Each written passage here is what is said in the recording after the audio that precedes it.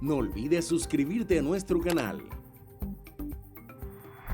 Entonces, para volver a aterrizar, ¿qué sabemos sobre la diversidad? Bueno, pues ya hay cierta acumulación de evidencia empírica y lo que hicimos en 2013 en un capítulo divulgativo en un manual de la SIOP, la Society for Industrial Organizational Psychology, fundamentalmente lo que hicimos fue lo siguiente.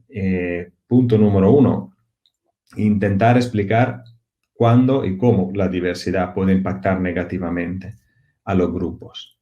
Y punto número 2, hacer una recolección de lo que era en aquel momento, estamos hablando de 2013, la evidencia empírica disponible para ver cómo se puede gestionar la diversidad.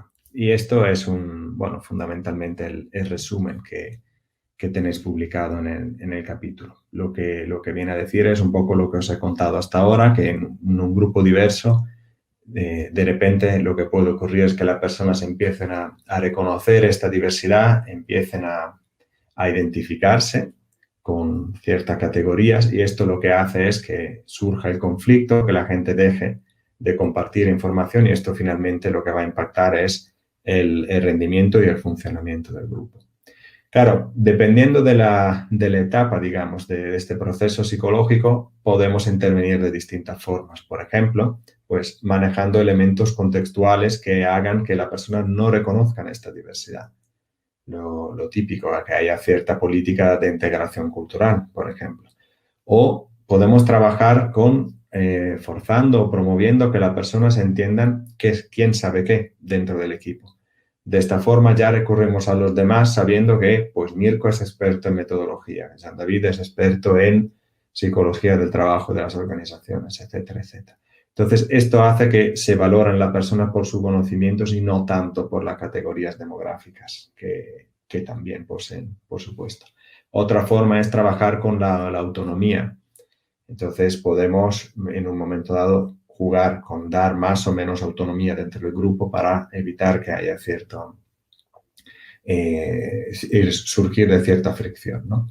Y así sucesivamente. Otra estrategia que hemos visto y una en concreto sobre la que fue mi trabajo de tesis, combinar el hecho de que el grupo tenga objetivos unitarios y que entonces construya una identidad unitaria acerca del objetivo que tiene el grupo, ¿no? Por lo tanto, pues algo que esté por encima de lo que son las divisiones subgrupales basadas en identidad.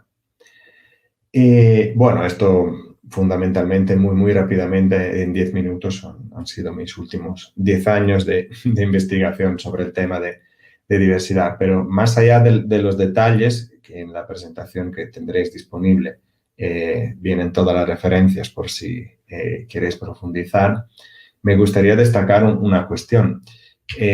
Si vemos la agenda política, y nuevamente me voy a centrar en el contexto colombiano, el hecho de tener que generar una integración de la diversidad es algo explícito, ¿vale? Entonces, cito directamente desde el Ministerio de Cultura, y todo esto se encuentra actualmente colgado en la página del Ministerio de Cultura, un informe.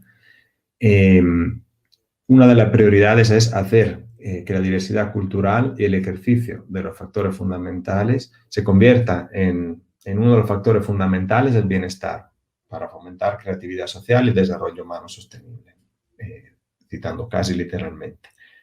Y luego, fundamentalmente, uno de los grandes objetivos es la ampliación del conocimiento sobre los contextos y los procesos sociales que están detrás de la diversidad. Entonces, yo considero que haya que generar ocasiones y puentes para lo que estamos trabajando en esta línea para que pues, todo este conocimiento llegue a las instituciones y que efectivamente se pueda traducir en acciones concretas. Los siguientes contenidos de Uninorte.co te pueden interesar. No olvides suscribirte a nuestro canal.